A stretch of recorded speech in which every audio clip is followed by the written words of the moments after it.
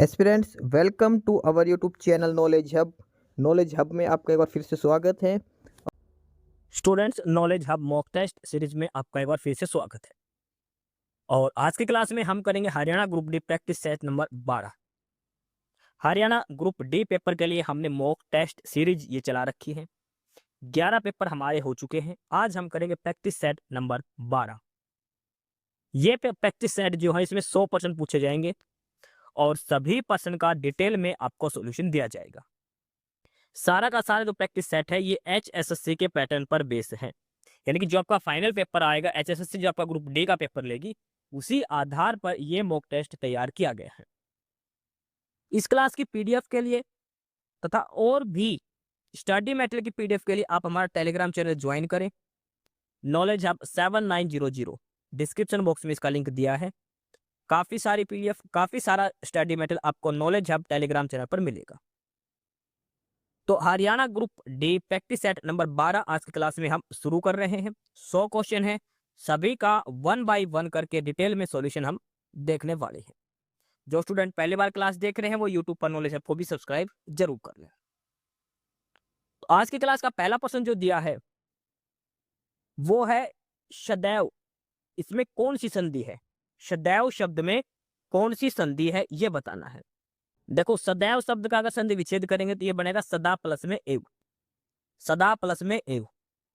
इसमें यहाँ पे आ की मात्रा है और यहाँ पे ए की मात्रा है, ये बनेगा बड़ा ए। ये कौन सी संधि है? वृद्धि संधि है। अब वृद्धि संधि में क्या होता है? ए और आ जब ए और आई के साथ मिले तो हमेशा आई बनेगा, यानी कि बड़ा ए एडी और आई एनक वाला ये बनेगा, आई बनेगा। ए आ जब ए और आई से मिले तो आई बनेगा, और ए आ जब ओ औ से मिलेंगे तो औ बनेगा। इसे वृद्धि संधि कहते हैं। तो सदैव में कौन सी संधि है? वृद्धि संधि है। तो पहले प्रश्न का ऑप्शन सी उत्तर हो जाएगा वृद्धि संधि। दूसरा प्रश्न है, ये फैमिली रिलेशन का क्वेश्चन है। इसमें दिया है हितेन मीता का परिचय। अब देखो कैसे परिचय करवाता वो, अपने पुत्र के नाना। देखो ये हितेन का बेटा है, इसका नाना यानी कि क्या हो गया, वो हितेन का ससुर हो गया। हितेन का बेटा है, उसका नाना यानी कि हितेन का ससुर हो गया। के एकमात्र पुत्र यानी कि हितेन का ये साला हो गया। इसका कोई बेटा है, इसके नाना का, हितेन का बेटे का नाना का पुत्र यानी कि हितेन का साला लगेगा वो।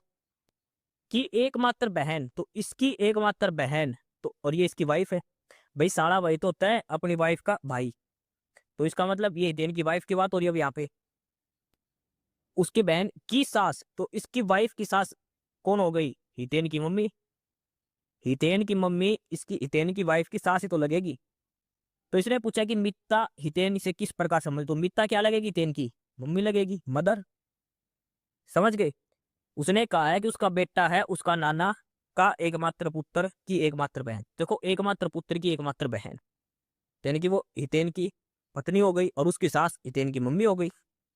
ऑप्शन ए उत्तर हो जाएगा, माता लगेगी। तीसरा प्रश्न दिया है, सबसे बड़ी संख्या कौन सी जो 403 और 496 को भी पूर्णतः विभाजित कर सकती है? देखो लार्जेस्ट नंबर पूछा तो इनका क्या निकलेगा? HCF। अब एक चीज बताओ, 403 और 496 का कई बार HCF निकालने में दिक्कत हो जाती है। तो कभी भी HCF निकालो, एलसीएम निकालो तो क्या कर लो, इन दोनों का अंतर ले लो। कितना अंतर आएगा? 93। तो जो HCF आएगा ना वो 93 या फिर 93 से छोटा होगा, 93 से बड़ा नहीं हो सकता। जो दो संख्याएं दे रखी है, अगर 3 दे रखी तो सभी का 2-2 का गैप ले लो, जो मिनिमम गैप होगा वो, उससे बड़ा HCF नहीं हो सकता। अब ये देखो 93 से दोनों संख्याएं भाग हो रही है या नहीं हो रही, तो 93 से भाग नहीं होती। फिर 93 का मल्टीपल लेना पड़ेगा, तो 93 3 का मल्टीपल है, तो 3 3 9, 3 1 हम 3 31। तो अब देखो 31 से भाग हो रही है नहीं है, तो दोनों 31 से भाग होती है। तो इनका HCF आएगा लार्जेस्ट नंबर, वो आएगा 31। समझ गए? इनके फैक्टर देखो, दोनों संख्याओं का गैप लेना है, 496 403 का, वो आएगा 93। तो पहले तो इनका HCF होने की प्रोबेबिलिटी है कि दो गैप है, ये बनेगा। अगर ये नहीं है तो इससे छोटी संख्या ही आएगी और इसका मल्टीपल आएगी, 93 का मल्टीपल आएगी। तो जो गैप आए उसको पहले 2 से भाग देके देख लो, नहीं हो रहा, फिर 3 से भाग देके देखो 31 आ गया, तो अब 31 से भाग देके देख लो, ये सबसे बड़ा गैप रहेगा। HCF आएगा 31, तो सबसे बड़ी संख्या है 31। प्रश्न नंबर 4 है, भारतीय राज्य व्यवस्था में निम्नलिखित में से कौन सी अनिवार्य विशेषता है जो यह दर्शाते कि उसका स्वरूप संघीय है। जो भारत की राज्य व्यवस्था, उसमें कैसे पता चलता है कि भारत में फेडरल सिस्टम है, संघीय व्यवस्था है, यह बताना है। तो पहला ऑप्शन दे रखा है कि न्यायपालिका की स्वतंत्रता सुरक्षित है। भाई न्यायपालिका की स्वतंत्रता मतलब है कि न्यायपालिका अलग है, विधानपालिका अलग है, न्यायपालिका अलग है, ये देखा गया। दूसरा है कि संघ की विधायिका के संगठन इकाइयों में निर्वाचित प्रतिनिधित्व होते हैं। केंद्रीय मंत्रिमंडल में क्षेत्रीय पार्टियों के निर्वाचित प्रतिनिधित्व हो सकते हैं। और लास्ट है कि मूल अधिकार न्यायालय द्वारा परिवर्तनीय है। बात हो रही है इसमें फेडरल सिस्टम की। फेडरल सिस्टम क्या होता है, जहां पर न्यायपालिका और विधानपालिका ये अलग अलग हो, यानी कि न्यायपालिका स्वतंत्र रूप से अपना निर्णय ले सके, उसका विधानपालिका वगैरह से कोई प्रभाव ना पड़े। तो ऑप्शन ए इसका उत्तर हो जाएगा इस प्रश्न का। न्यायपालिका की स्वतंत्रता जो है, जो जुडिशरी सिस्टम है, वो अलग है विधानपालिका से, कार्यपालिका से। ठीक है, ऑप्शन ए उत्तर हो जाएगा। इस वजह से भारत में कौन सा सिस्टम है, फेडरल, संघीय व्यवस्था है। आ गया प्रश्न नंबर 5, कथन निष्कर्ष का है।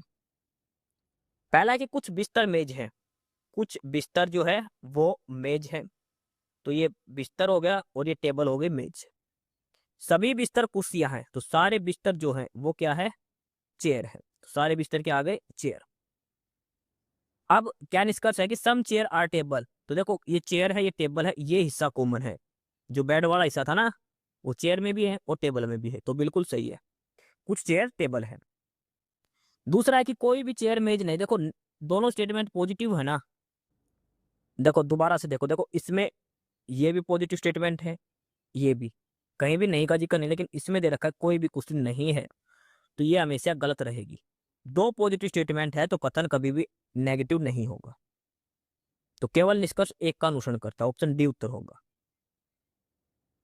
आ गया प्रश्न नंबर 6, हरियाणा का राज्य पक्षी कौन सा है। राज्य पक्षी सभी ने काला तितर, ब्लैक फ्रैंकोलिन ले रखा, इसमें नाम ही नहीं है, ये स्पेलिंग लग रही है, तो इसका डिटेल में पढ़ते, साइंटिफिक नेम पूछा है ये। हरियाणा का राज्य पक्षी काला तितर, ब्लैक फ्रैंकोलिन, ये इंग्लिश में इसको कहा जाता है, लेकिन साइंटिफिक भाषा में इसको बोलते हैं फ्रैंकोलिनस फ्रैंकोलिन्स, ये इसका साइंटिफिक नेम है, फ्रैंकोलिनस फ्रैंकोलिन्स, ये साइंटिफिक नेम है काला तितर का, ये नाम भी ध्यान रखना है।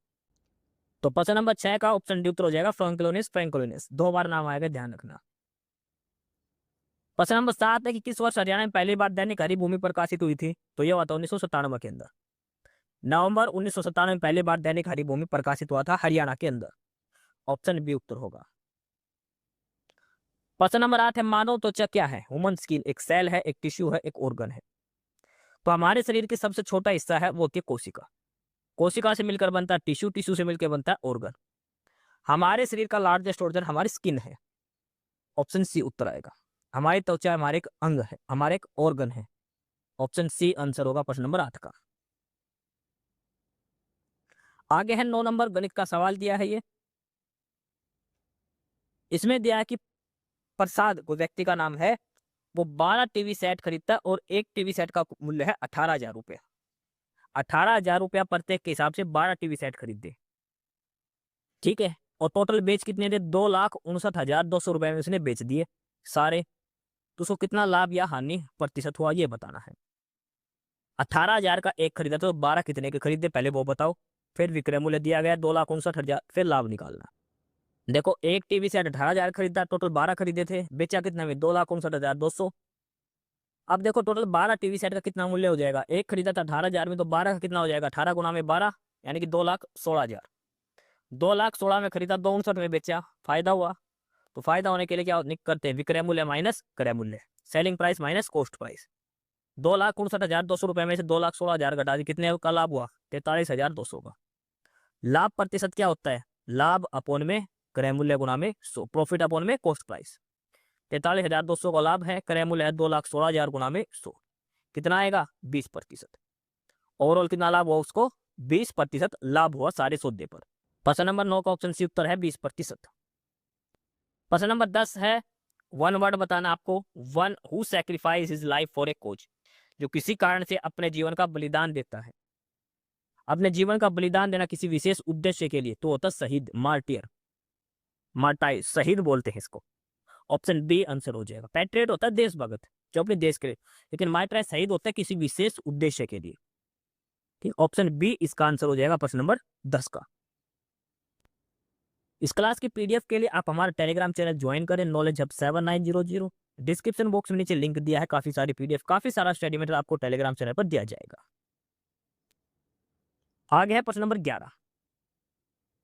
इसमें हमने बताना है आणविक संरचना के बारे में कौन सा कथन सही है।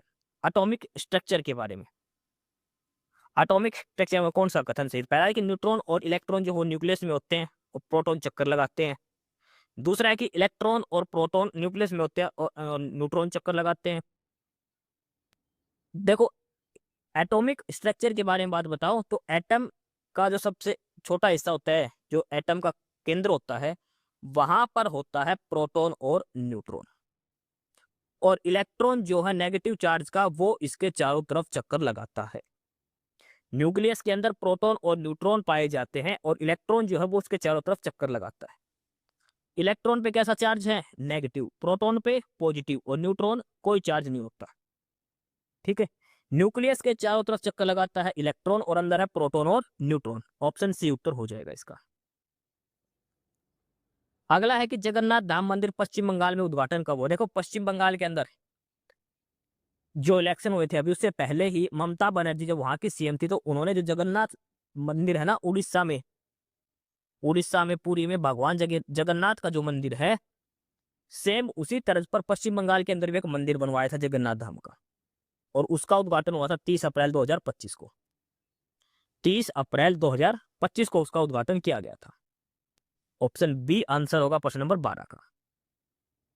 प्रश्न नंबर 13, देखो ये प्रश्न नंबर पीछे मॉक टेस्ट में आया था जिसका गलत आंसर किया गया था मेरे द्वारा।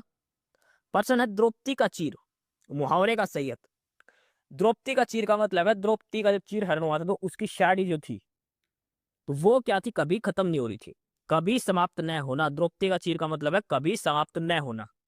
द्रौपदी का चीर आने करते से साड़ी उतारते उतारते छक गए थे दुशासन वगैरह, लेकिन वो कभी खत्म नहीं हुई थी। द्रौपदी का चीर का अर्थ है कभी समाप्त न होना। अगर यह द्रौपदी का चीर हरण होना, इसका मतलब है शर्मनाक कार्य, नारी का अपमान करना, लेकिन इसमें द्रौपदी का चीर यह आएगा कभी समाप्त न होना। ऑप्शन सी इसका सही उत्तर है प्रश्न नंबर 13 का। पीछे वाले मॉक टेस्ट में गलत हो गया था, मोस्ट इंपोर्टेंट मुहावरा है, ध्यान रखना। ऑप्शन सी उत्तर आएगा इसका। प्रश्न नंबर 14 है सूर्यकांत त्रिपाठी निराला की काव्य रचना इनमें से कौन सी है। 4 काव्य हैं, सूर्यकांत त्रिपाठी निराला जी की कौन सी है। झरना, निहार, जूही की कली या फिर गुंजन। तो इनमें से जो सूर्यकांत निराला जी की है कविता वो है जूही की कली। जूही की कली ये उनकी पहली प्रमुख कविता है और इसका प्रकाशन हुआ था 1916 के अंदर। जूही की कली 1916 में प्रकाशित हुई थी।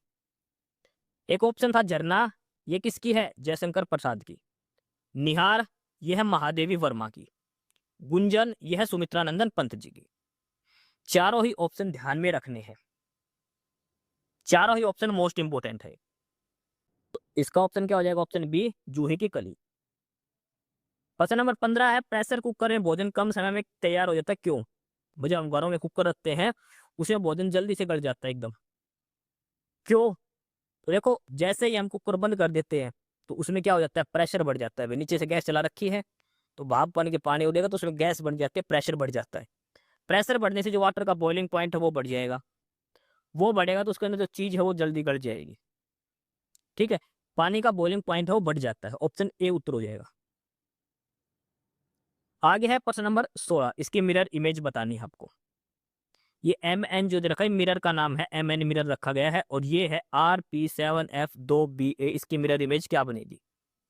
ठीक है, ये राइट हैंड मिरर है, ये ऊपर M नीचे N, ये इधर नहीं आएगा। हम देखो ये A दे रखा है तो ये A इधर ऐसे कैसे बन जाएगा, ये B दे रखा है ये इधर ऐसे बन जाएगा, 2 दे रखा है ये 2 उल्टा बन जाएगा।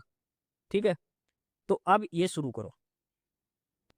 ए देखो सीधा ए दे रखा है, सीधा ए नहीं आएगा, उल्टा ए आएगा, तो पहला और चौथा ऑप्शन तो कट गया।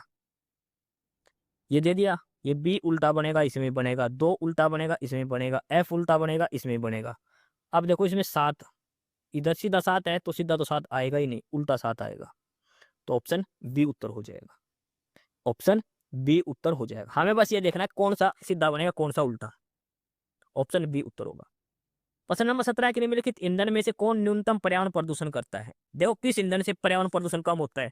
तो अभी हरियाणा में हाइड्रोजन से ट्रेन चलाई थी, इसीलिए हाइड्रोजन गैस है। अगर इससे इस फ्यूल से कोई व्हीकल चलता है तो सबसे कम प्रदूषण होगा, ना के बराबर प्रदूषण होगा। ऑप्शन सी उत्तर आएगा हाइड्रोजन। अगला प्रश्न नंबर 18, हरियाणा का सबसे विशाल चारों तरफ से पक्का बना पवित्र सरोवर कौन सा है। चारों तरफ से बना हुआ पक्का सरोवर, और वो है ब्रह्म सरोवर। कहाँ है? ब्रह्म सरोवर कुरुक्षेत्र के अंदर, चारों तरफ से पक्का बना हुआ। ऑप्शन डी उत्तर होगा प्रश्न नंबर 18 का। प्रश्न नंबर 19 है कि हाल ही में अग्नि परीक्षा अभियान भारत के किस जिले में हुआ। देखो भारत के जो कमांडो है उन्होंने उनका अभ्यास हुआ था, अग्नि अभ्यास हरियाणा पुलिस से। ये कहाँ हुआ था? तो ये हुआ था गुड़गांव के अंदर, जो एनएसजी सेंटर है मानेसर के अंदर, वहां पर हुआ था। मानेसर जो एनएसजी है इनका, वहां पर हुआ था। ये एनएसजी कमांडो का जो सेंटर वहां पर हुआ था मानेसर के अंदर, गुड़गांव डिस्ट्रिक्ट के अंदर, अग्नि परीक्षा अभ्यास। ऑप्शन बी उत्तर है। प्रश्न नंबर 20, यहाँ पर कौन सी आकृति आएगी। यहाँ पर कौन सी आकृति है? तो देखो सबसे पहले स्क्वायर बने हुए हैं तो स्क्वायर बनेगा। उसके बाद देखो इसके अंदर छोटा सा कोने में बना हुआ है, तो यहाँ पे कोने में भी एक ऐसे बन जाएगा। उसके अंदर बनेगा छोटा से सर्कल, सेमी सर्कल बनेगा। उसके बाद कोने में ऐसे कट है तो इस कोने में भी ऐसे कट लगेगा। उसके बाद पीछे 3 लाइनें हैं तो इधर भी 3 लाइनें आ जाएगी। ठीक है, अब इसमें से देखो कौन सा है। देखो ऑप्शन सी तो कोई मतलब नहीं है, ऑप्शन ए बी और डी बच गया। अब 3 डॉट का भी कोई चक्कर नहीं है, इधर कोई चक्कर नहीं है डॉट का। अब देखो ये वाला और ये वाला, तो अच्छा इसके अंदर डॉट है कोने पे तो इस वजह से डॉट दिखा रखा। ऑप्शन बी आंसर बनेगा। ए क्यों नहीं बनेगा? देखो ए और बी में से एलिमिनेट का यहाँ पर एक सर्कल और आएगा छोटा सा, तो यहाँ पर आना चाहिए एक सर्कल, वो इसके अंदर दे रखा डॉट। इस वजह से चाहे मिस प्रिंट मान लो चाहे कुछ भी मान लो, लेकिन ऑप्शन बी आंसर आएगा। अगर यहाँ पे डॉट भाई फिर ऐसे चारों के अंदर डॉट होंगे। ऑप्शन बी उत्तर आएगा इसका। सवाल नंबर 21 दिया है, 5 संख्याओं का औसत 78 है। 5 संख्याओं का एवरेज है 78। पहली 2 का एवरेज है 54, लास्ट की 2 का एवरेज है 63। तो जो बीच की संख्या है तीसरी, वो बताओ क्या रहेगी। देखो 5 संख्याओं का एवरेज 78 है तो टोटल जोड़ कितना आएगा? 78 गुना 5 390। पहली 2 संख्या का एवरेज 54 है, इनका जोड़ कितना आएगा? 54 गुना 2 108। लास्ट 2 की एवरेज है 63, तो 2 जोड़ कितना आएगा? 63 गुना में 2 126। तो अब क्या करना है? तीसरी संख्या क्या आएगी? पांचों संख्या के जोड़ में से पहली 2 का और आखिरी 2 का घटा देना है इनको। 108 और 126 से 390 में से घटाएंगे। 108 126 कितना बन गया? 234, यानी कि 390 में से कितना गया? 234। तो क्या बचे? क्या उत्तर आएगा? 156 बचेगा। 156 उत्तर आ जाएगा। ऑप्शन ए हमारा उत्तर होगा प्रश्न नंबर 21 का। इस क्लास की पीडीएफ के लिए आप हमारा टेलीग्राम चैनल ज्वाइन करें, नॉलेज हब 7900, डिस्क्रिप्शन बॉक्स में लिंक दिया है। काफी सारा स्टडी मटेरियल, काफी सारी पीडीएफ आपको वहां पर मिलने वाली है। प्रश्न नंबर 22 है, छपाई में प्रयोग की जाने वाली स्याही किसके अपघटन से प्राप्त होती है? किसके डिकम्पोजिशन से? जो हम प्रिंटर के अंदर जो इंक यूज करते हैं, जो प्रिंट कागज होकर आता है उसमें इंक होती है, वो किसके डिकम्पोजिशन से बनती है? तो प्रिंटिंग स्याही बनती है मीथेन के डिकम्पोजिशन से। मीथेन, ऑप्शन बी आंसर होगा प्रश्न नंबर 22 का। प्रश्न नंबर 23 है, ये कौन सा इंस्टीट्यूट कहाँ है ये हमने बताना है। Central institute of aromatics and medical plants, centre of DNA finger printing and diagnosis, institute of microbial technology and national institute of immunology. कहाँ कहाँ पर है ये सारे? हमने इधर ऑप्शन है चंडीगढ़, हैदराबाद, दिल्ली, लखनऊ, इनसे मिलान करना है। तो देखो इसमें अगर हम देखें तो पहला central institute of aromatic and medical plants, aromatics and medical plant, और ये कहाँ पर है? ये है लखनऊ के अंदर, लखनऊ उत्तर प्रदेश के अंदर। Centre for DNA finger printing and diagnosis, तो ये तो है हैदराबाद के अंदर। दूसरे वाला का बी ही ऑप्शन होगा, सही दिया गया है। इंस्टीट्यूट ऑफ माइक्रोबियल टेक्नोलॉजी, ये है सेक्टर 39 चंडीगढ़ के अंदर। और लास्ट है नेशनल इंस्टीट्यूट ऑफ इम्यूनोलॉजी, और ये है नई दिल्ली के अंदर। अभी यहाँ पे कोई वैकेंसीज का नोटिफिकेशन भी जारी हुआ था लास्ट वाले में, इसलिए पता भी है दिल्ली के अंदर। पहले का 4, दूसरे का 2, तीसरे का 1, चौथे का 3, 4 2 1 3, यानी कि ऑप्शन बी उत्तर हो जाएगा। ऑप्शन बी आंसर होगा। प्रश्न नंबर 24 है, हरियाणा शतरंज संघ का गठन किस वर्ष हुआ? हरियाणा शतरंज संघ का, तो देखो इसका कई जगह उत्तर 1983 मिलेगा और कई जगह उत्तर मिलेगा 1988। हरियाणा चेस एसोसिएशन का उत्तर कई जगह 1983 मिलेगा, कई जगह 1988 मिलेगा। अगर ऑप्शन में एक एक अलग अलग है तो 83 लगा देना, 88 है तो 88 लगा देना। अगर दोनों है तो 88 लगा के आना भैया, 1988 लगा के आना इसका। ठीक है, वैसे ऑप्शन ए उत्तर होगा 1983, लेकिन अगर 1988 है तो वो भी सही है। पसंद दिया है x बराबर tan 40 डिग्री, तो 2 tan 50 डिग्री का मान बताओ। tan 40 है x के बराबर, तो 2 इंटू tan 50 डिग्री किसके बराबर होगा ये बताना है। देखो x tan 40 डिग्री के बराबर, एक हमें पता है tan 90 माइनस थीटा किसके बराबर होता है, कोट थीटा के। इसके अलावा कोट थीटा क्या होता है, 1/tan थीटा। ये दोनों फार्मूले ध्यान रखना है, tan 90 minus theta cot theta, sin 90 minus theta cos theta, secant 90 minus theta cosecant theta. ऐसे ही कोट थीटा किसके बराबर है, और 1/tan थीटा के। अब हमें निकालना है 2 इंटू में tan 50 डिग्री, 2 इंटू में tan 50। tan 50 को लिख सकते हैं tan 90 माइनस 40 डिग्री, लिख सकते हैं 50 को 90 माइनस 40। ये बनेगा tan 90 माइनस थीटा, तो tan 90 माइनस थीटा क्या होगा, कोट थीटा। थीटा की वैल्यू है 40 डिग्री, तो 2 tan 50 अब हमारा क्या बन गया, 2 कोट 40, 2 कोट 40। और कोट थीटा किसके बराबर होता है, 1/tan थीटा के। तो ये क्या हो गया, 1/tan 40। tan 40 का मान दे दिया x, तो ये क्या हो गया, 2 गुना में 1/x, यानी कि 2/x। ये हमारा उत्तर हो जाएगा, ऑप्शन ए उत्तर हो जाएगा 2/x। प्रश्न नंबर 26 दिया है माउंट एटना ज्वालामुखी। माउंट एटना ज्वालामुखी देखो यूरोप का सबसे बड़ा, सबसे ऊंचा सक्रिय ज्वालामुखी, एक्टिव ज्वालामुखी है ये, एक्टिव वोल्केनो यूरोप का सबसे ऊंचा। कहां पर, ये इटली के अंदर है, सिसिली द्वीप पर। इटली है, वहां पर एक सिसिली द्वीप है, वहां पर है माउंट एटना, यूरोप के अंदर, यूरोप महाद्वीप के बाद। प्रश्न नंबर 27 है धार्मिक ऐतिहासिक स्थल कोल किस जिले के अंतर्गत है। कोल, कोल कहाँ है, कैथल के अंदर। ऑप्शन ए उत्तर हो जाएगा प्रश्न नंबर 27 का। प्रश्न नंबर 28 दिया है active voice passive voice. Active voice दे रखी, इसकी पैसिव वॉइस बनानी है। People use computers for various purposes, people use computers for various purposes. तो देखो यूज है, ये प्रेजेंट इंडेफिनेट है, तो किस में चला जाएगा, प्रेजेंट कॉन्टिन्यूअस के अंदर। ठीक है, तो computers are used by the people for various purposes, option C answer हो जाएगा।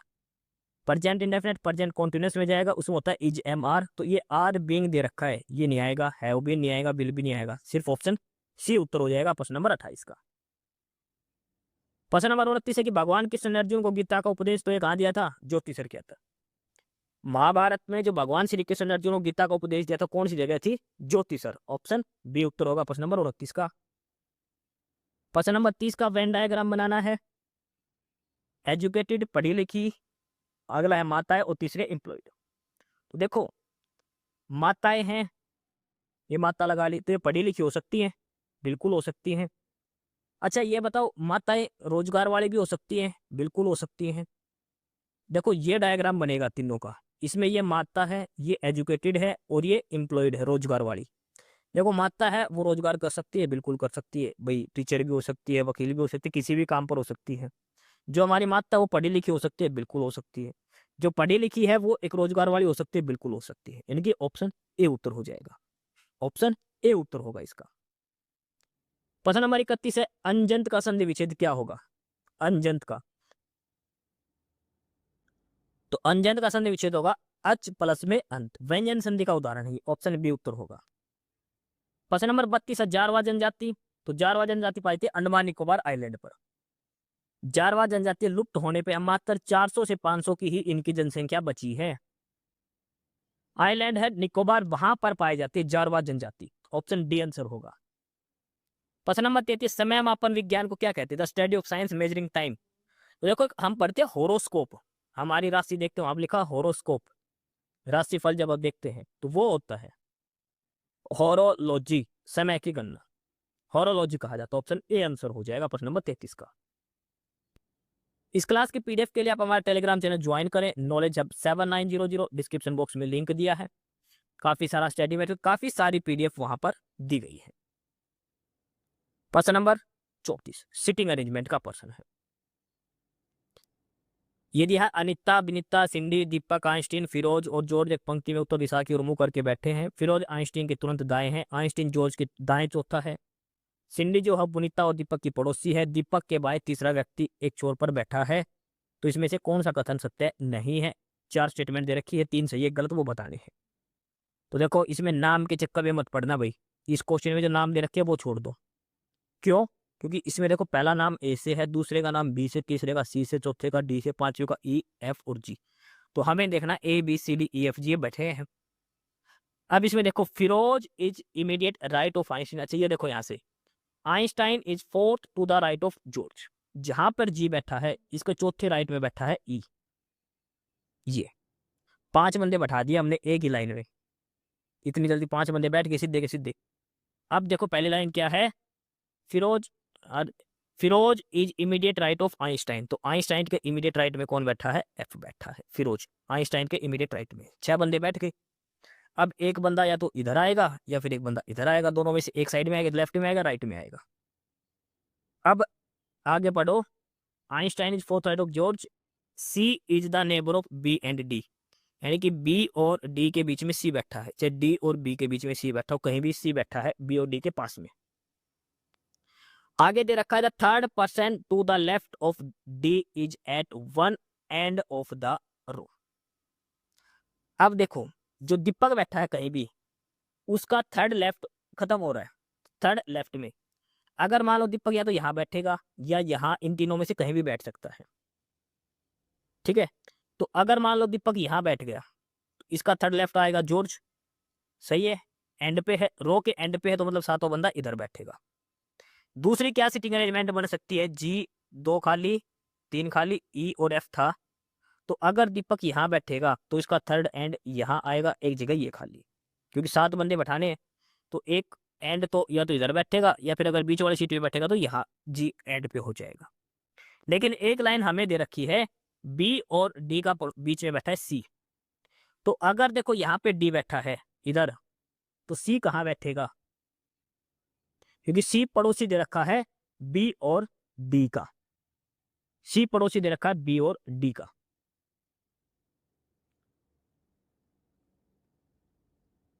तो इसमें से अगर हम सी यहां बैठाए तो ये बी इधर बैठेगा, सी बी और डी का पड़ोसी है, तो यहाँ पे कौन बैठेगा? ये बैठेगा। इधर अगर हम सी यहाँ बैठाए तो बी इधर बैठेगा, एक साथ आ ही नहीं सकते, या फिर बी इधर आएगा। तो नीचे वाली अरेंजमेंट नहीं बनेगी, ऊपर वाली बनेगी G B C D E F A, क्योंकि सी है वो बी और डी के बीच में बैठना चाहिए। ये सिटिंग अरेंजमेंट बनेगी G B C D E F A. अब पहला दे रखा है कि E is immediate left of D. E जो है वो डी के इमीडिएट लेफ्ट में है, गलत, इमीडिएट राइट में है। ई जो है वो डी के इमीडिएट राइट में है, लेफ्ट में नहीं है। ए इज एट वन एंड, बिल्कुल ए है अनिता, वो एंड में है, बिल्कुल सही है। G is immediate left of B, देखो बी के इमीडिएट लेफ्ट में जॉर्ज है, बिल्कुल सही है। F is second to the right of D, D के सेकंड राइट में एफ है, बिल्कुल सही है। तो इसे पूछा गलत कौन सी है, तो पहली स्टेटमेंट है जो गलत दी गई है, तो ऑप्शन ए हमारा उत्तर हो जाएगा।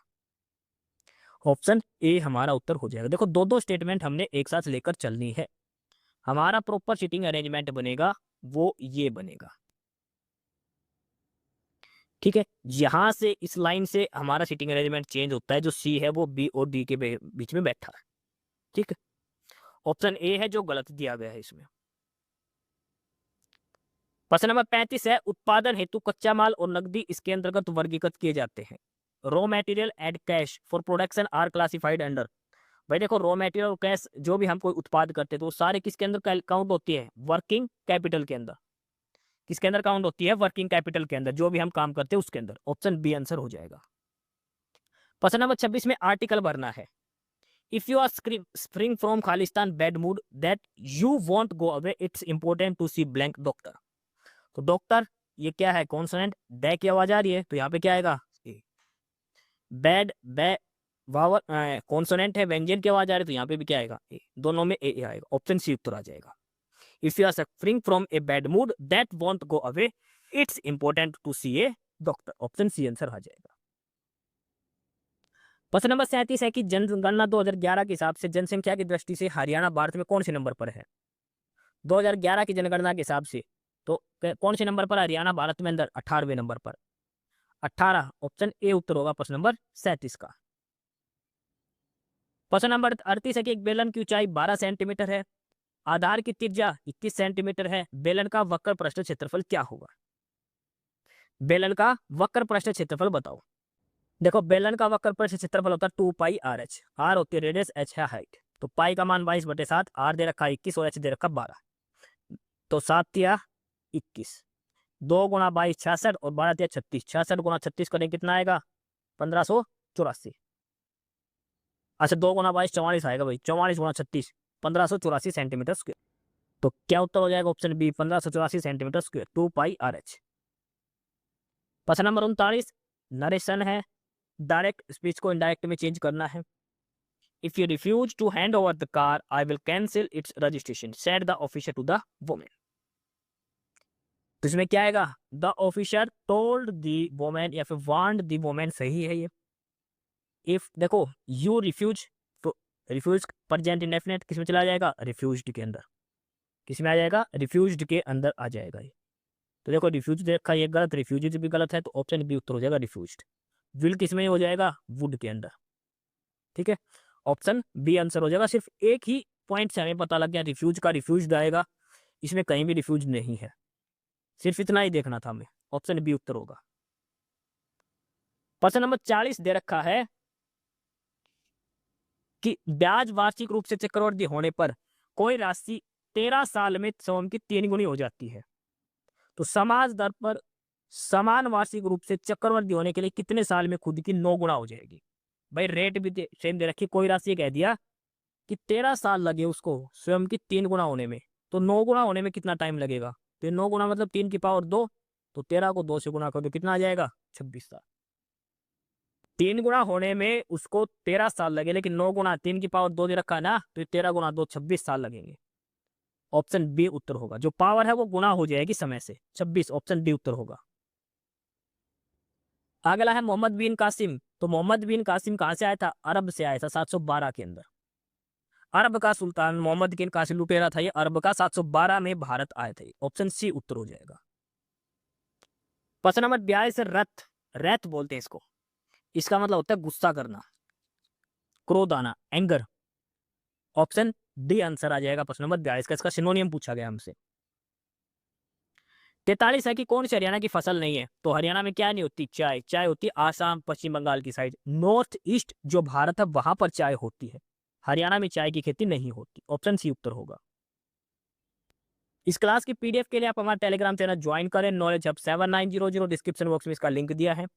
काफी सारी पीडीएफ, काफी सारा स्टडी मटेरियल यहाँ पर आपको दिया गया है नॉलेज हब टेलीग्राम चैनल पर। प्रश्न नंबर 44 है कि मुगल चित्रकला में अंक संक्षेपण का सिद्धांत अपनाया गया, दिखाई देता है ऐसा। इसमें निकट और दूर के व्यक्तिगत तथा पदार्थ का एक ही परिक्षेप में आ जाते हैं। ऐसा प्रभाव किसके कारण हुआ था? भाई ये लोग आए थे, ब्रिटिश थे, पुर्तगीज थे, डच थे और डेनमार्क के थे। ठीक है, इनमें से किसके प्रभाव के कारण जो मुगलों की पेंटिंग थी उनमें निखार आ गया था? भाई दूर का और जो पास का व्यक्ति है वो अलग अलग इस हिसाब से दिखाई देने लगे, एक ही पॉइंट के हिसाब से। अब वो समझदारी करने लग गए थे, भाई दूर का व्यक्ति को छोटा दिखाना, नगद वाले को बड़ा, जो पास में उसको बड़ा दिखाना, इस हिसाब से दिखाने लग गए थे। कहां से सीखा? इन्होंने सीखा पुर्तगालियों से। पुर्तगाली कौन थे? यूरोपियन थे। ऑप्शन सी उत्तर आएगा, पुर्तगाल। प्रश्न नंबर 45 गणित का सवाल दिया है ये। इसमें कि एक यूनिवर्सिटी के अंदर विज्ञान, गणित और भाषा, साइंस, मैथ और लैंग्वेज में स्टूडेंट है 2:4:9। साइंस, मैथ्स और लैंग्वेज, साइंस के हैं 2x, मैथ में है 4x और लैंग्वेज में है 9x। हम इसको x छोड़ देते हैं। भाई आगे दे रखा है कि विज्ञान में 10% बढ़ गए, गणित के 20% बच्चे बढ़ गए, भाषा के 40% स्टूडेंट बढ़ गए, तो नया अनुपात क्या होगा ये बताना है। देखो हमारा अनुपात है 2:4:9 और हमें 10, 20 और 40% बढ़ाना है। तो हमने इसको तो लिख लिया 20, इसको लिख लिया 40, इसको लिख लिया 90। साइंस, मैथ और लैंग्वेज के स्टूडेंट है। भाई 2:4:9 रेशियो तो यही है। अब इसका 10% बढ़ गया, तो 2 का 20 का 10% कितना होगा? 2, तो कितना आ गया? 22। अगले वाले का मैथ का बढ़ गया 40%, तो 40 का 20%, तो 40 का 20% कितना आएगा? 8। 40 का 20% 8 बढ़े, कितना आ गया? 48। लैंग्वेज का बढ़ गया 40%, तो 90 का 40%, 9 चौक 36, 36 बढ़ेगा कितना आएगा 126। तो अनुपात बन गया 42, 48, 126 है कहीं भी नहीं है। तो अभी देखो सारा 2 से भाग हो रहा है, 2 से भाग कर दो तो 11, यह आएगा 24 और ये 63। तो नया अनुपात आएगा 11, 24, 63। ऑप्शन डी उत्तर हो जाएगा इसका। प्रश्न नंबर 46 है, 4 दिशाओं का समाहार क्या होता है? 4 दिशाओं का समाहार उसको बोलते हैं चतुर्दिक। चतुर्दिक ऑप्शन बी उत्तर हो जाएगा। प्रश्न नंबर 47 है कि एशियन कराटे चैंपियनशिप में स्वर्ण पदक जीतने वाली देश की पहली महिला खिलाड़ी कौन है? कराटो के अंदर गोल्ड मेडल जीतने वाली एशियंस के, तो वो है Vaishali Chaudhary. Vaishali Chaudhary most important person है, ऑप्शन ए उत्तर होगा प्रश्न नंबर 47 का। प्रश्न नंबर 48 है, एडवर्ब यूज करना है। The photograph brought back old memories, जो फोटो देखी हमने उसे पुरानी मेमोरी ताजा होगी, कैसे? इंस्टेंटली, तुरंत देखते ही, फोटो देखते ही पुरानी मेमोरी ताजा हो गई। ऑप्शन डी आंसर आ जाएगा। प्रश्न नंबर 49 है कि नायब सैनी ने 3 जनवरी 2026 को किस सामाजिक कार्यक्रम के अवसर पर बहादुरगढ़ शहर का दौरा किया? इंपोर्टेंट ये नहीं है कि नायब सैनी गया था, इंपोर्टेंट है कि 3 जनवरी को क्या प्रोग्राम था। 3 जनवरी को, तो 3 जनवरी को होता सावित्री बाई फुले जयंती, ये है इंपोर्टेंट। 3 जनवरी को किसकी जयंती थी? सावित्री बाई फुले की।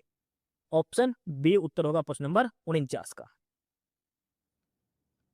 प्रश्न नंबर 50 है, ए जमा बी बराबर 11 है, ए बी बराबर 15, तो ए स्क्वायर जमा बी स्क्वायर बताओ। तो एक फार्मूला होता है ए जमा बी का होल स्क्वायर किसके बराबर? ए स्क्वायर जमा बी स्क्वायर जमा 2ab। तो ए जमा बी दे रखा 11, तो 11 का स्क्वायर ये हमने निकालना है, जमा 2ab, ab की वैल्यू 15, तो 2 गुना में 15, 11 का स्क्वायर आएगा 121, 15 दूनी 30, इसमें से घट जाएगा, 121 में से 30 गया तो 91। ऑप्शन बी उत्तर हो जाएगा प्रश्न नंबर 50 का, 91।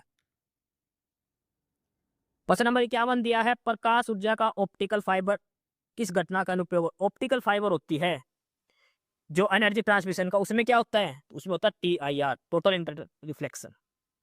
Total internal reflection, option A उत्तर हो जाएगा। प्रश्न नंबर 52 दिया है कि 15 फरवरी 2018 को गुरुवार है, तो 18 अप्रैल 2019 को कौन सा दिन होगा?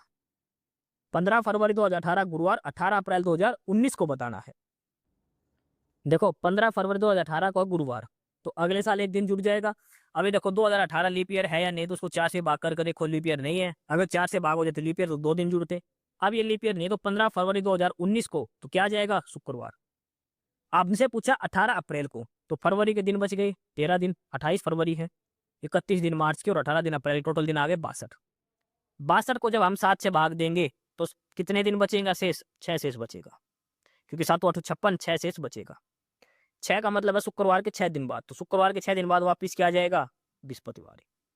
तो 18 अप्रैल 2019 को भी क्या रहेगा? वीरवार, गुरुवार ही रहेगा। तो प्रश्न नंबर 52 का ऑप्शन बी उत्तर हो जाएगा, गुरुवार। प्रश्न नंबर 53 है, यहाँ पे कौन सी आकृति आएगी ये बताना है। तो अब देखो अंदर सर्कल सभी के अंदर है, उसके अंदर ये है, देखो पहले ये एरो नीचे की साइड है, फिर थोड़ा सा ऊपर घूम गया, फिर थोड़ा सा और ऊपर घूम गया, अब थोड़ा सा इधर घूम गया, तो अब कैसे बनेगा? ये एरो ऐसे बनेगा, ठीक है। ये थोड़ा सा ऊपर है ना, तो अब ये एरो इधर आएगा, तो ये भी नहीं आएगा, ये भी नहीं आएगा, ये भी नहीं आएगा। ऑप्शन बी इसका उत्तर हो जाएगा प्रश्न नंबर 53 का, ऑप्शन बी। प्रश्न नंबर 54 है कि हिंदी कविता में स्वच्छंद छंद रचना का सूत्रपात किसने किया? स्वच्छंद छंद रचना का सूत्रपात, और ये क्या था? सूर्यकांत त्रिपाठी निराला जी ने। सूर्यकांत त्रिपाठी निराला, ऑप्शन डी उत्तर होगा। प्रश्न नंबर 55 है, सुभाष चंद्र बोस के त्याग पत्र के बाद किसे भारतीय राष्ट्रीय कांग्रेस का अध्यक्ष चुना गया? ये मोस्ट इंपोर्टेंट क्वेश्चन है। देखो एक तो 1948 का अधिवेशन था, उसमें सुभाष चंद्र बोस को अध्यक्ष चुना गया था। फिर 1939 में हुआ था, इसमें क्या हुआ था? सुभाष चंद्र बोस फिर जीत गए, फिर गांधी से विरोध हो गया, इसलिए सुभाष चंद्र बोस ने त्याग दे दिया, त्याग पत्र, और राजेंद्र प्रसाद को नया चेयरमैन बनाया, नया प्रेसिडेंट बनाया गया कांग्रेस का। और 1939 में सुभाष चंद्र बोस ने किसकी स्थापना करी? फिर फॉरवर्ड ब्लॉक की। कई बार पेपर में प्रश्न आता है, जो 1939 का अधिवेशन था, इसमें गांधी जी का प्रत्याशी कौन था? तो वो थे पट्टाभी सीतारामैया। गांधी जी चाहते थे कि पट्टाभी सीतारामैया जीते, लेकिन जीत गए कौन? सुभाष चंद्र बोस। गांधी जी को पसंद नहीं आया, तो अब रोड़ा रप्टा हो गया इनका, तो फिर राजेंद्र प्रसाद को आपसी सहमति से बना दिया गया। सुभाष चंद्र बोस ने त्याग पत्र देकर फॉरवर्ड ब्लॉक की स्थापना करी थी 1939 के अंदर। इसका उत्तर होगा ऑप्शन बी, सुभाष चंद्र बोस को चेयरमैन बनाया गया था, प्रेसिडेंट बनाया गया था इंडियन नेशनल कांग्रेस का। इस क्लास के पीडीएफ के लिए आप हमारा टेलीग्राम चैनल ज्वाइन करें, नॉलेज हब 7900। डिस्क्रिप्शन बॉक्स में लिंक दिया गया है। काफी सारे पीडीएफ, काफी सारा स्टडी मटेरियल आपको यहाँ पर मिलेगा। सवाल नंबर 56 है, सोल्व करो। सबसे पहले ये अंदर का ब्रैकेट सोल्व होगा। 25/3 में से 2/3 गया तो कितना बचेगा? 23/3। 25 में से 2 गया 23/3। अब रह गया -1/6। ठीक है, तो इसको एलसीएम लेंगे, कितना आएगा? 6, 23 दूनी 46, 46 में 1 गया तो 45, तो कितना बचेगा अंदर? 45/6। तो ये सारा हटा के कितना आ जाएगा? 45/6। और बाहर क्या है? गुणा में 4/3 है, 4/3। इसको करो 2 दूनी 4, 2 तिया 6, 3 से 3 तिया 9, 9 5 45, यानी कि अंदर कितना आ जाएगा? अंदर कितना आ जाएगा? 5 दूनी 10। अंदर तो सीधा सीधा कितना बच गया भाई? 5 दूनी 10 बच गया। यानी कि ये सारी संख्या हटाने के बाद कितना आएगा? 10। 7 सही 2/3 में से अगर हम 10 घटाएंगे तो कितना बचेगा? 2 सही 1/3 माइनस का 2 सही 1/3 ये बचेगा हमारा। तो 4 सही 1/3 में से 2 सही 1/3 गया तो कितना बचेगा? 2। कितना बचेगा? 2 बचना चाहिए, ऑप्शन में तो 2 है ही नहीं। दोबारा से करके देख लो भाई। 25/3 और -2/3 गए तो 25/3 में से 2 गए तो 23 -1/6। इसको लिख सकते हैं 40/6 -1/6। तो 40 में 1 45/6। 45/6 का मतलब क्या हो गया? 15 या 45, 3 दूनी यानी कि 15/2। बाहर है 4/3, अंदर है 15/2। 3 5 15, 2 दूनी 4, 5 दूनी 10। ये सारा 10 बन गया। 7 सही 2/3 में से 10 गया तो 2 सही 1/3 माइनस का। तो इसका 2 ही उत्तर आएगा, 12 नहीं आएगा, 2 उत्तर आएगा। सोल्व करके देख लेना, 2 उत्तर आएगा। 85 है, द शीप आर ग्रेजिंग। देखो भेड़ कहाँ चल रही है? In the field. भेड़ कहाँ चल रही है? खेत के अंदर चरने लग रही है। ऑप्शन बी उत्तर आएगा। प्रश्न नंबर 58 है, तालाब का पर्यायवाची। देखो तालाब को सरोवर बोलते हैं, पुष्कर बोलते हैं, तड़ाग बोलते हैं। ध्रुव नंदा जो है ये गंगा का पर्यायवाची है। ठीक है, ऑप्शन सी उत्तर हो जाएगा इसका। प्रश्न नंबर 59 है कि हाल ही में यानी कि जनवरी 2025 के अंदर किस देश ने BRI belt and road initiative, किसका है ये? चाइना का। Belt and road initiative scheme है चाइना की, उससे बाहर होने की घोषणा किस देश ने करी थी? तो वो था जिबूती, सॉरी पनामा। पनामा देश ने जनवरी 2025 में चाइना की BRI स्कीम जो थी, belt and road initiative scheme, उससे बाहर होने की घोषणा करी है। ऑप्शन सी उत्तर होगा प्रश्न नंबर 59 का। प्रश्न नंबर 7 है, एक किताब है सतत विकास लक्ष्य, सस्टेनेबल डेवलपमेंट गोल। इसको एडिटेड किसने किया था? Who has edited this book? तो ये किसने करी थी? प्रोफेसर सोमनाथ सचदेवा। अच्छा सॉरी, इसको देखो संपादन किया था इसका AR चौधरी और टीम ने संपादन, और विमोचन किया था इसका सोमनाथ सचदेवा ने। इसका उत्तर होगा ऑप्शन बी। लेकिन इसका वो किया था विमोचन, वो किया था सोमनाथ सचदेवा ने।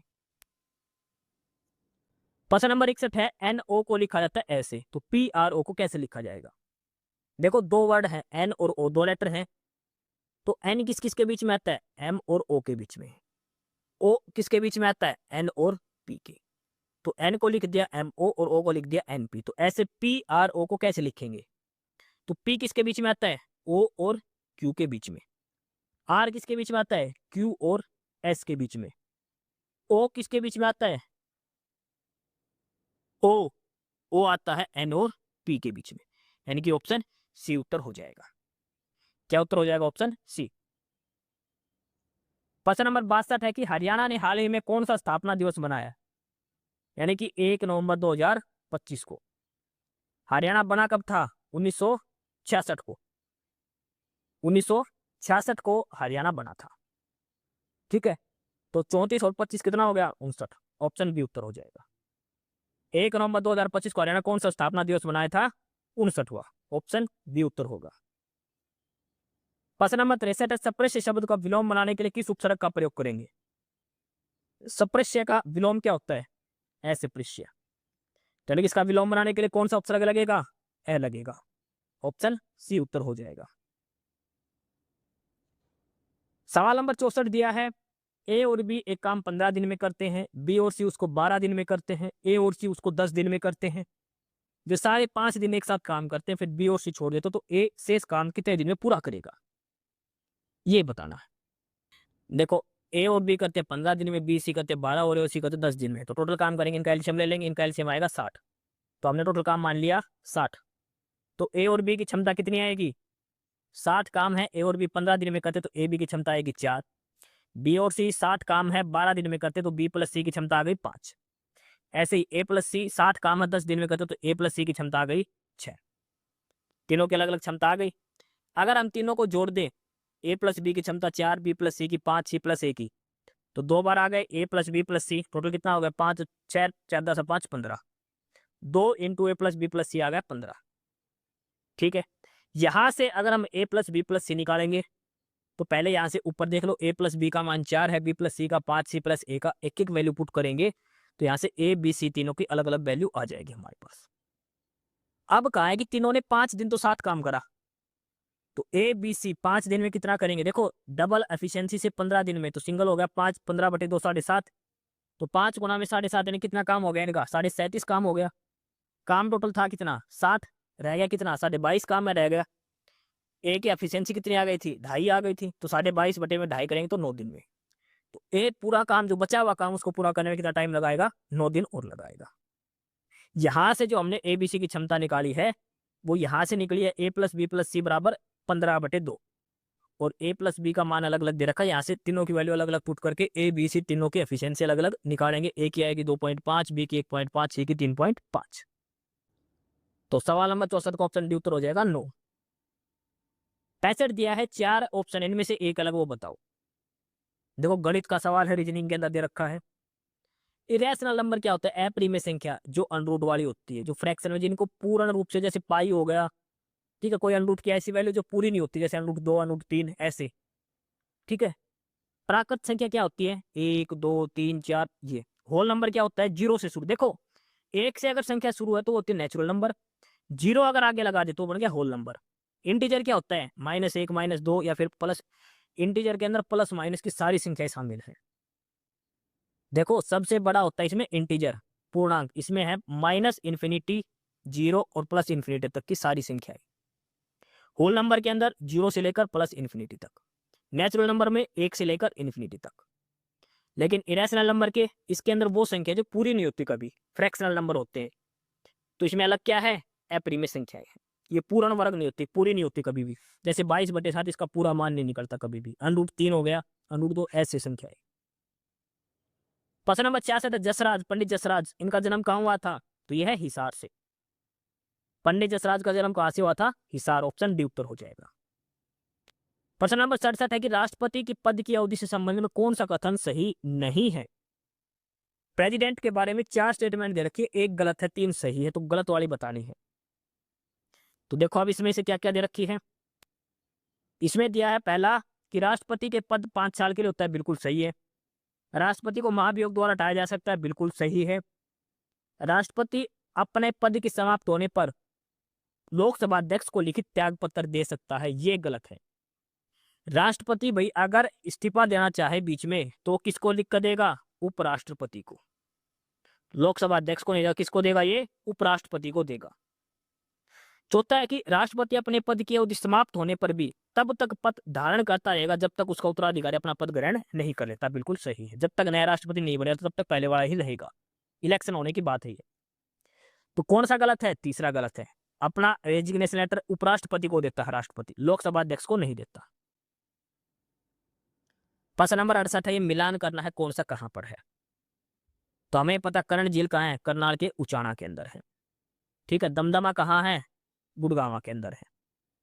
ठीक है, अब इसमें से मिलान कर लो। और स्काईलार्क ये पानीपत के अंदर है। दबजिक कहाँ है, होटल के अंदर। तो पहले का डी, दूसरे का 2, पहले का डी दूसरे का 2, ऑप्शन ए के अंदर है। सी का 1 और डी का 3, ऑप्शन ए उत्तर हो जाएगा इसका प्रश्न नंबर 68 का।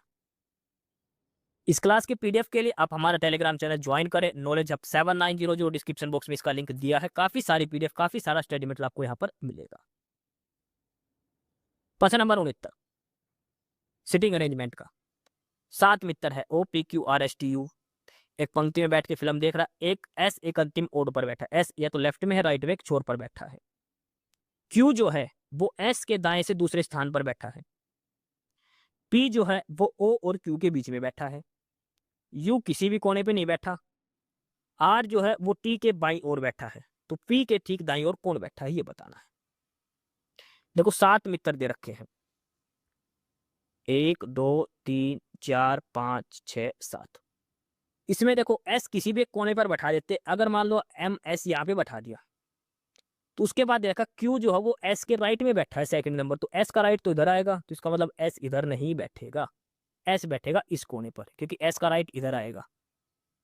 क्यू जो है वो second to the right of S के सेकंड टू द राइट पर बैठा है क्यू दूसरे नंबर पर। पी जो है वो ओ और क्यू के बीच में है। ओ और क्यू के बीच में बैठा है पी। तो देखो यहाँ पे दो स्टेटमेंट सिटिंग अरेंजमेंट बन सकती है, एस क्यू। देखो ओ और क्यू का, तो ओ यहाँ पे आ सकता है, यहाँ पे पी आ सकता है। दूसरा क्या है, ओ अगर यहाँ पे भी आ सकता है फिर पी यहाँ पे, क्योंकि दोनों के बीच में 2-2 का गैप है ना, ये भी ध्यान रखना। दो सिटिंग अरेंजमेंट बन गई, हमने दो ऑप्शन ले लिया हमने। आगे दे रखा है यू किसी भी किनारे पर नहीं बैठता, मतलब यू यहाँ नहीं बैठेगा, तो यू या तो यहाँ बैठेगा या यहाँ बैठेगा। इसमें 3 ऑप्शन है यू के बैठने के, कोई बात नहीं। आर है sitting to the left of T, T के लेफ्ट में आर बैठा है, जहां टी बैठेगा उसके लेफ्ट में आर बैठा है। तो देखो इसमें है ना, ये लाइन देखो कि P sit between O and Q, तो हम ये ऊपर वाली स्टेटमेंट ही लेके चलनी पड़ेगी, ऊपर वाली ही लेकर चलनी पड़ेगी। एस के बाद में 6 है, यहाँ पे 2 छोड़ के क्यू, क्यू और पी के बीच में ओ बैठा है। यू किसी भी किनारे पर नहीं बैठा, यू इन दोनों में से कहीं भी बैठा है एक। लेकिन अब यू हमने यहाँ बैठा दिया, क्यों बैठा दिया, हमें 2 जगह चाहिए कि R is sitting to the left of T, T के एकदम लेफ्ट में कौन बैठा है, आर, इसलिए ये बड़ी स्टेटमेंट बनेगी। Who is sitting to the immediate left of P, P के इमीडिएट लेफ्ट में कौन बैठा है, ओ बैठा है। ऑप्शन बी उत्तर हो जाएगा। पी के इमीडिएट लेफ्ट में कौन बैठा है, ओ बैठा है। प्रश्न नंबर 17, डोसी की पहाड़ी। तो डोसी की पहाड़ी है हरियाणा के महेंद्रगढ़ जिले के नारनौल तहसील के कुलताजपुर गांव के अंदर, अरावली का हिस्सा है। हरियाणा में अरावली की सबसे ऊंची चोटी है डोसी की पहाड़ी, और पूरी अरावली की सबसे ऊंची चोटी है गुरु शिखर राजस्थान के अंदर। ऑप्शन डी उत्तर होगा प्रश्न नंबर 70 का। प्रश्न नंबर 71, वाक्यांश के लिए एक शब्द बताए, समान रूप से आगे बढ़ने की चेष्टा, एक साथ आगे यानी कि प्रतिस्पर्धा, कंपटीशन। ऑप्शन बी उत्तर हो जाएगा। प्रश्न नंबर 72 है, कथन और कारण दिया है, क्या सही है क्या गलत वो बताना है। तो कथन दिया है कि भारत में विद्युत वितरण कंपनियां विद्युत खपत किलोवाट आवर में करती है। भाई जो हमारी बिजली इलेक्ट्रिसिटी कंज्यूम होती है उसको हम मापते हैं किलोवाट आवर के अंदर, बिल्कुल सही है। इलेक्ट्रिसिटी यूनिट जो कंज्यूम होती है वो किलोवाट आवर के मापते हैं, ठीक है। दूसरा है कि भारत में विद्युत प्रणाली 60 हर्ट्ज पर काम करती है, जो फ्रीक्वेंसी होती है बिजली की वो 60 हर्ट्ज है, वो गलत है। हमारे यहाँ कितने हर्ट्ज का काम करती है, 50 हर्ट्ज की सप्लाई आती है हमारे, 60 की नहीं आती। यानी कि कथन सही है कारण गलत दिया है, कथन सही है कारण गलत दिया है, यानी कि ऑप्शन सी, ए सही है और आर गलत है। ऑप्शन सी उत्तर हो जाएगा। हमारे 60 हर्ट्ज की नहीं आती, 50 हर्ट्ज फ्रीक्वेंसी की इलेक्ट्रिक सप्लाई आती है। प्रश्न नंबर 73, ताजेवाड़ा नामक स्थान से कौन सी नहर निकलती है। ताजेवाड़ा, हथनीकुंड, बैराज, यमुनानगर। तो वहां से निकलते पश्चिमी यमुना नहर, पूर्वी और पश्चिमी यमुना नहर यहाँ से निकाली जाती है यमुना नदी से। ऑप्शन सी उत्तर होगा प्रश्न नंबर 73 का। प्रश्न नंबर 74 है कि एक आदमी अपनी मासिक आय का एक हिस्सा खर्च करता है और एक हिस्सा बचाता है, ठीक है। उसका व्यय और बचत का अनुपात 1:2 है। भाई देखो मेरी सैलरी है, उसमें से मैंने कुछ खर्च कर लिया और कुछ सेव कर लिया। खर्च करा 1 रुपया और बचा लिया 2 रुपया, तो इसका मतलब मेरी सैलरी कितनी हो गई, 3 रुपया हो गई, यही तो दे रखा है। बचत 2 है और खर्च 1 है, तो सैलरी हो गई 3। उसकी मासिक आय 24,000 है, लेकिन सैलरी है कितनी मेरी 3, 3 की वैल्यू 24,000 कितना गुना दे दी, 8,000 गुना, 8,000 गुना हो गया ना, 8,000 गुना 3 24,000। तो मासिक बचत मत निकालो, यानी कि 2 की वैल्यू निकालनी है। तो 3 को 8,000 से गुना करा, तो 2 को भी 8,000 से गुना करो, तो 8 दूनी 16,000। उसकी बचत कितनी है 16,000, खर्चा कितना है 1 गुना में 8,000। अगर उसका मासिक खर्चा पूछता तो 8,000, बचत पूछता तो कितनी आ गई 16,000। ऑप्शन सी उत्तर हो जाएगा। प्रश्न नंबर 75 है, कौन सा तत्व पौधे के विकास के लिए आवश्यक नहीं है। आवश्यक नहीं, देखो पोटाशियम, मैग्नीशियम, कैल्शियम सारा चाहिए, लेकिन सोडियम की जरूरत नहीं होती। पौधे के विकास के लिए सोडियम की आवश्यकता नहीं पड़ती। ऑप्शन ए उत्तर हो जाएगा। ठीक है, ऑप्शन ए उत्तर हो जाएगा प्रश्न नंबर 75 का। प्रश्न नंबर 76, अरावली का गोल्फ मैदान, अरावली का गोल्फ मैदान कहाँ है? ये फरीदाबाद के अंदर, ऑप्शन ए उत्तर हो जाएगा। प्रश्न नंबर 77 है, सेंटेंस है, इसमें बताना किस पार्ट के अंदर एरर दिया गया है, किस पार्ट में एरर है। I have scarcely no qualm about the rights and wrongs of my beings. तो देखो, स्क्रैचली, हार्डली, ये पहले ही नेगेटिव सेंटेंस है, तो यहाँ पर नो नहीं आएगा, यहाँ पे आएगा एनी। नो, नोट, जो पहले नेगेटिव वर्ड दे रखा वहां पर ये नहीं है, जैसे प्लीज के साथ रिक्वेस्ट नहीं आता, स्क्रैचली, हार्डली पहले नेगेटिव सेंटेंस है, तो यहाँ पर नो नहीं आएगा, नो की जगह आएगा एनी। पार्ट 1 के अंदर एरर दिया गया है। प्रश्न नंबर 78 है, औद्योगिक नीति प्रस्ताव 1956 जिसके आधार पर द्वितीय पंचवर्षीय योजना का सृजन किया था, इसमें उद्योगों को कितनी श्रेणियों में वर्गीकृत किया गया था। देखो, इंडस्ट्रियल पॉलिसी प्रपोजल आया था 1956 में दूसरी पंचवर्षीय योजना के दौरान। तो इसमें जो इंडस्ट्री थी उसको कितने हिस्सों में उनको बांटा गया था, कितनी कैटेगरी में उनको बांटा गया था, जितने भी इंडस्ट्रीज थी उनको। देखो, इसमें औद्योगिक नीति प्रस्ताव 1956 के तहत भारत में उद्योगों को 3 श्रेणी या 3 अनुसूचियों में वर्गीकृत किया गया था। जो औद्योगिक नीति आई थी 1956 की, उसमें कितने श्रेणी बनाई गई थी, कितने अनुसूची बनाई गई थी? 3 बनाई गई थी। कौन कौन सी है? पहला था शेड्यूल ए, अनुसूची पहली ए। इस श्रेणी के 17 उद्योग शामिल थे। पहली शेड्यूल में कितने थे? 17 उद्योग थे, और ये राज्य सरकार का पूर्ण स्वामित्व होता था, जैसे परमाणु ऊर्जा, रेलवे, हथियार, गोला बारूद और भारी मशीनरी। ठीक है, राज्य सरकार की, देश का। उसके बाद था शेड्यूल बी, इसमें 12 उद्योग थे, और ये मिश्रित प्रयास वाले उद्योग थे। इन्हें उत्तरोत्तर राज्य के स्वामित्व में आना था, लेकिन निजी क्षेत्र भी सरकार के प्रयासों के सहयोग कर सकता था। उदाहरण के लिए एल्यूमिनियम, मशीन टूल्स और औद्योगिक रसायन। तीसरा है शेड्यूल सी, और इसमें है वे सारे अन्य उद्योग जो पहले 2 श्रेणियों में नहीं आती, ये मुख्य रूप से निजी क्षेत्र के लिए छोड़ दिए गए थे, जिन्हें लाइसेंस के माध्यम से सरकार नियंत्रित करती थी। 3 प्रकार के उद्योग, 3 कैटेगरी बनाई थी। पहले थे जिस पर सारा का सारा कंट्रोल सरकार का था, 17 उद्योग थे ऐसे, रेलवे, हथियार, गोला बारूद, भारी मशीनरी। दूसरे में कैटेगरी में 12 उद्योग थे जिस पर सरकारी और प्राइवेट दोनों का काम था, इसमें 12 उद्योग थे। और तीसरा लास्ट था, इसमें सारा का सारा स्वामित्व प्राइवेट कंपनी के हाथों में, प्राइवेट क्षेत्र के हाथों में था। तो जो औद्योगिक नीति आई थी 1956 की, उसमें 3 श्रेणियों में उद्योगों को बांटा गया था। तो प्रश्न नंबर 78 का ऑप्शन बी उत्तर आ जाएगा 3। प्रश्न नंबर 79 है, किस शब्द में अल उपसर्ग का प्रयोग हुआ है? अल उपसर्ग का, तो वो है अल मस्त।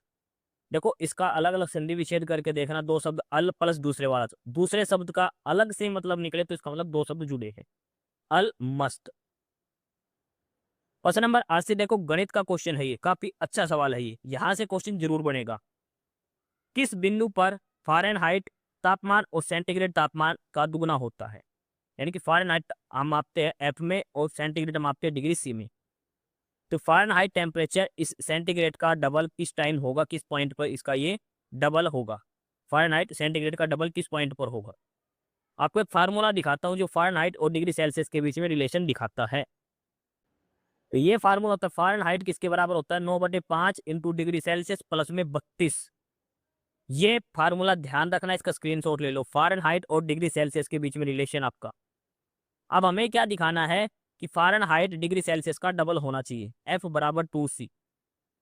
F की जगह 2C रखेंगे अगर उस फार्मूला में, तो F किसके बराबर था? 9/5 C जमा 32, और F की जगह रख दिया 2C। ये C वाला इधर आके माइनस में होगा, एलसीएम लेंगे तो C/5 कितना बचेगा? 32 के बराबर, और C का मान आ गया 160 डिग्री। 160 डिग्री का मतलब क्या है कि जब टेम्परेचर 160 डिग्री सेंटीग्रेड है तो उस समय फ़ारेनहाइट डबल होगा। ठीक है, फ़ारेनहाइट इसका डबल कितना हो जाएगा? 320 डिग्री। तो डिग्री सेल्सियस पूछा है कितने डिग्री सेंटीग्रेड पर, तो वो है 160 डिग्री सेंटीग्रेड पर टेम्परेचर 320 डिग्री फ़ारेनहाइट होगा। तो प्रश्न नंबर 80 का ऑप्शन डी उत्तर हो जाएगा, 160 डिग्री सेंटीग्रेड पर फ़ारेनहाइट कितना होगा? 320 फ़ारेनहाइट। इस क्लास की पीडीएफ के लिए आप हमारा टेलीग्राम चैनल ज्वाइन करें, नॉलेज हब 7900, डिस्क्रिप्शन बॉक्स में इसका लिंक दिया है। काफ़ी सारे पीडीएफ, काफ़ी सारा स्टडी मटेरियल आपको यहाँ पर दिया जाएगा। आगे है प्रश्न नंबर 81, कौन सा राज्य उत्तर प्रदेश के सीमावर्ती है? यानी कि इनमें से 4 स्टेट दे रखे, कौन कौन सा ऐसा स्टेट है जो राजस्थान उत्तर प्रदेश से अपनी बाउंड्री टच करता है? तो देखो राजस्थान की बाउंड्री भी लगती है, झारखंड की भी, छत्तीसगढ़ की भी, हरियाणा की भी लगती है, बिहार की भी लगती है, उत्तराखंड की भी बाउंड्री लगती है, लेकिन पंजाब की सीमा नहीं लगती राजस्थान की उत्तर प्रदेश के साथ। उत्तर प्रदेश के साथ पंजाब की सीमा नहीं लगती। तो किस किस की लगती है? 2, 3 और 4 की, यानी कि ऑप्शन बी उत्तर हो जाएगा। उत्तर प्रदेश की सीमा 8 राज्य और एक केंद्र शासित प्रदेश, और उस केंद्र शासित प्रदेश का नाम क्या है? दिल्ली। दिल्ली से इसकी बाउंड्री लगती है, एकमात्र केंद्र शासित प्रदेश से, उत्तर प्रदेश की, और 8 अलग अलग राज्यों से इसकी बाउंड्री लगती है। प्रश्न नंबर 82 दिया है, पानीपत के बहौली में कौन सा कारखाना है? पानीपत के अंदर बहौली में वो है ऑयल रिफाइनरी, IOCL की, Indian oil corporation limited, oil refinery यहाँ पर है पानीपत के बहौली के अंदर। प्रश्न नंबर 83 है, हरियाणा के प्रथम एडवोकेट जनरल कौन थे? AG हरियाणा। पहले कौन से थे? सबसे पहले नंबर के हरियाणा के प्रथम एडवोकेट जनरल थे बाबू आनंद स्वरूप। कब से कब तक थे? 2 नवंबर 1966 से लेकर 2 मार्च 1969 तक। लगभग 2.5 साल के तकरीबन इनका कार्यकाल रहा था। 2 नवंबर 1966 से लेकर 2 मार्च 1969 के हरियाणा बना, उससे अगले दिन से लेकर। पहले एजी कौन थे? बाबू आनंद स्वरूप। तो प्रश्न नंबर 83 का ऑप्शन बी उत्तर हो जाएगा, बाबू आनंद स्वरूप हरियाणा के पहले एजी बने थे। जब हरियाणा बना था 1 नवंबर 1966, तो अगले ही दिन 2 नवंबर 1966 को पहले एजी हरियाणा के बन गए थे, एडवोकेट जनरल। प्रश्न नंबर 84 कि अप्रैल मई महीने के दौरान सा चोखा खोरी मेला किस जिले में आयोजित किया जाता है? सा चोखा खोरी मेला ये लगता है गुड़गांव और नूह के बॉर्डर पर। गुड़गांव और नूह के बॉर्डर पर लगता है। कई कई जगह इसका उत्तर आपको गुड़गांव मिलेगा, कई जगह आपको इसका उत्तर नूह में मिलेगा, ध्यान रखना। पेपर में आपको दोनों ऑप्शन है तो आपको नूह उत्तर लगा के आना है। अगर नहीं अलग अलग है जब तो कोई दिक्कत नहीं है। अगर ऑप्शन में गुड़गांव और नूह दोनों आ गए तो आपको नूह को उत्तर लगा के आना है, ध्यान रखना ये बात। फिलहाल इसका उत्तर ऑप्शन सी हो जाएगा, गुड़गांव।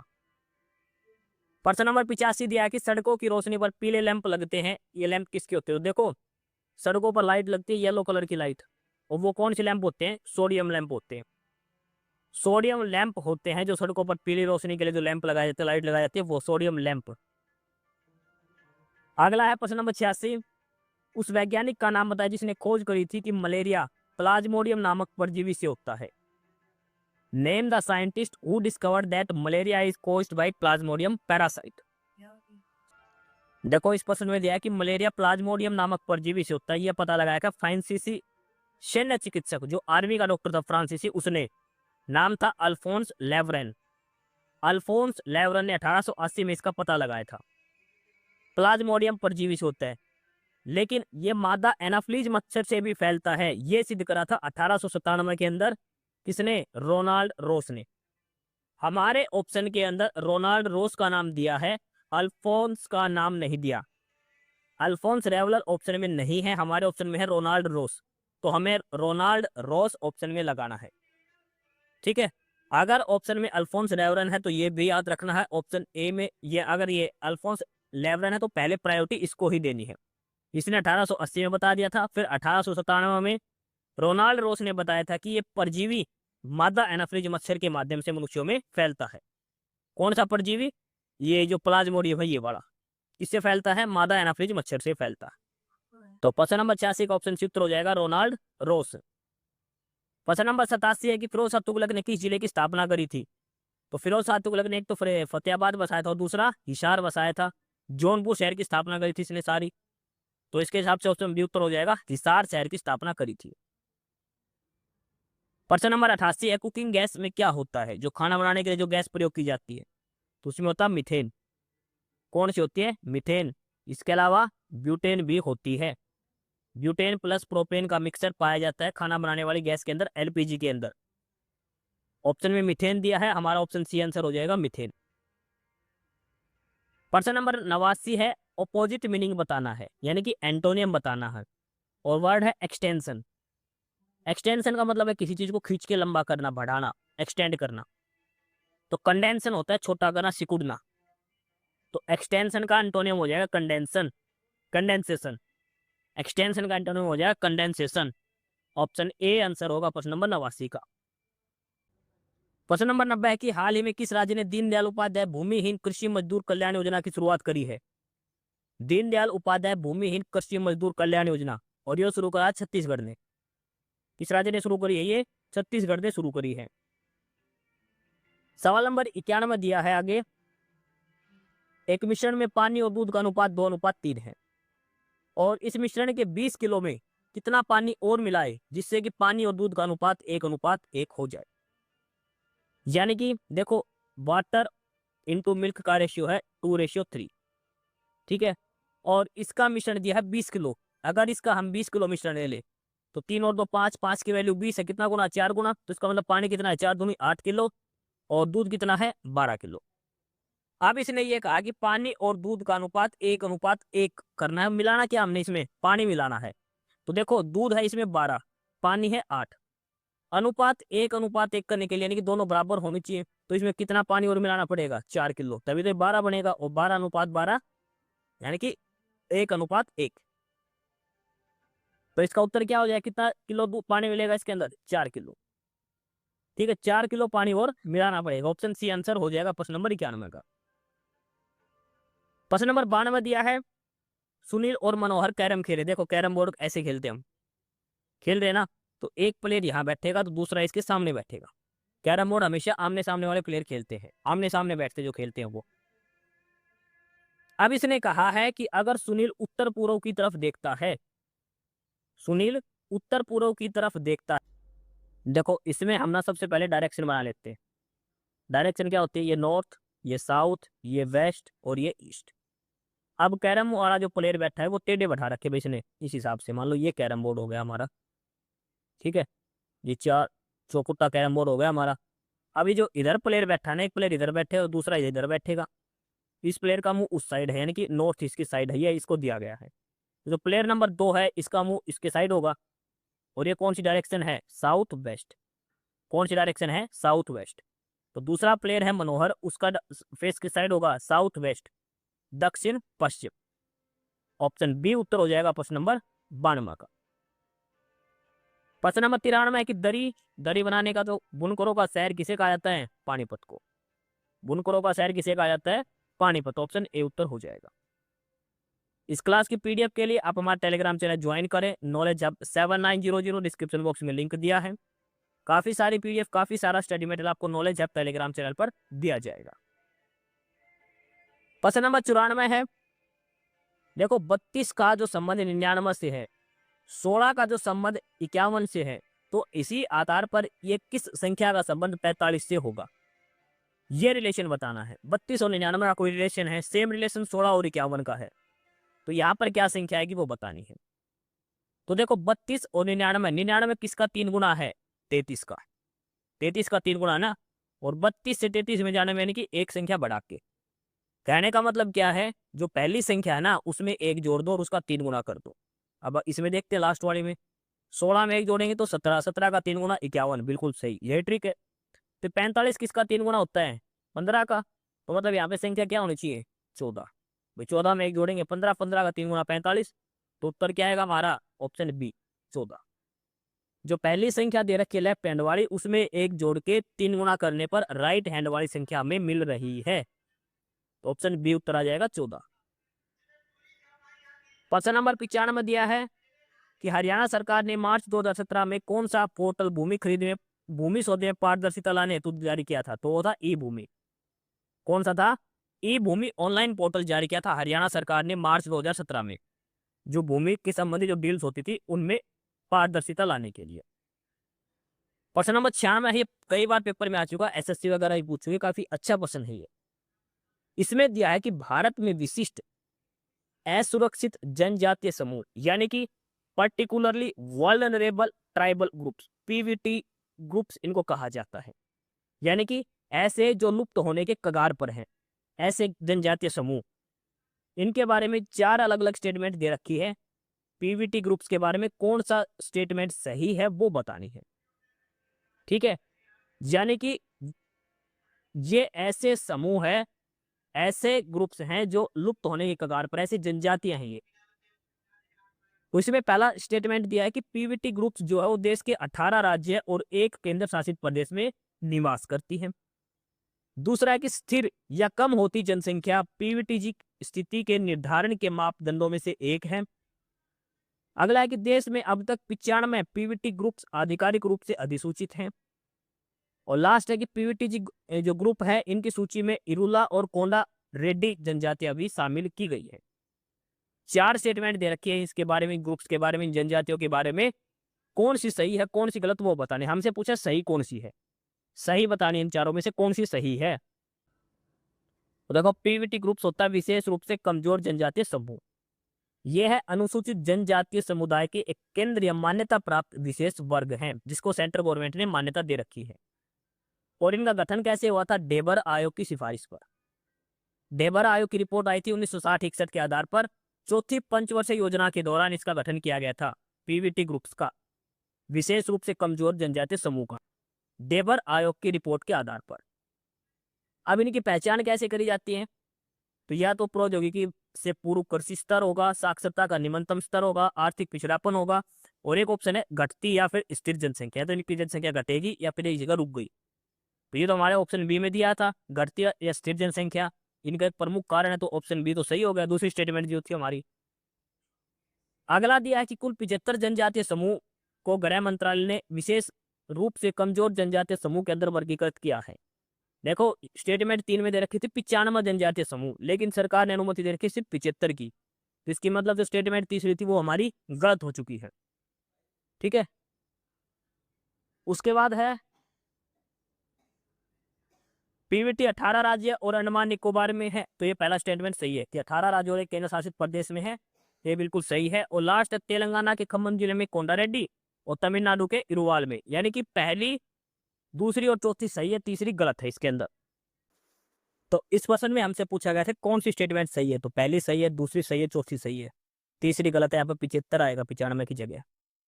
ठीक है, तो यानी कि पहली, दूसरी और चौथी ऑप्शन सी उत्तर हो जाएगा हमारा। प्रश्न नंबर 97 सीसवाल। तो सीसवाल किस गांव के अंदर है? हिसार के अंदर, सीसवाल हिसार के अंदर। प्रश्न नंबर 98 है कि इनमें कौन सा एक गुण सही सुमिलित है? 4 दे रखे हैं, विटामिन B1 को रेटिनोल, B2 को राइबोफ्लेविन, B6 को नियासिन, C को कैल्सिफेरॉल। कौन सा सही है वो बताना है इनमें से।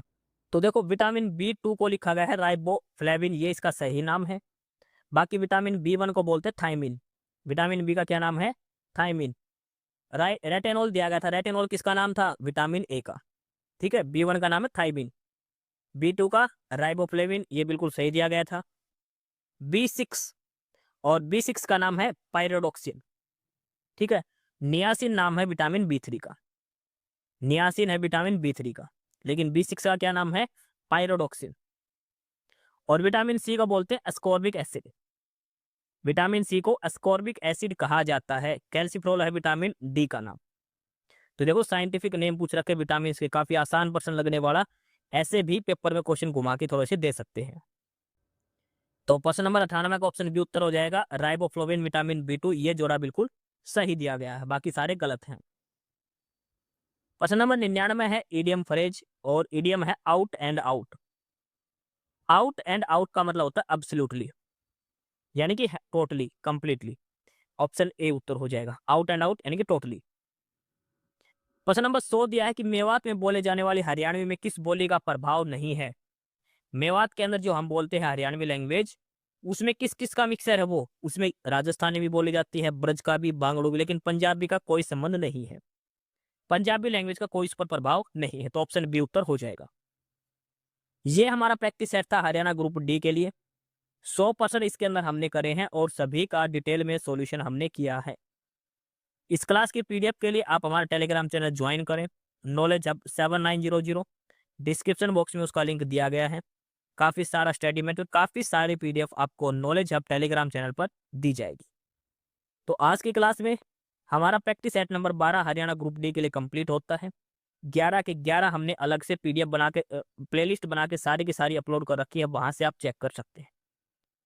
प्रैक्टिस सेट नंबर 12 हमारा कंप्लीट हुआ, अगली क्लास में प्रैक्टिस सेट नंबर 13 हम करेंगे। एस्पिरेंट्स यही था आज की इस वीडियो में आपके लिए।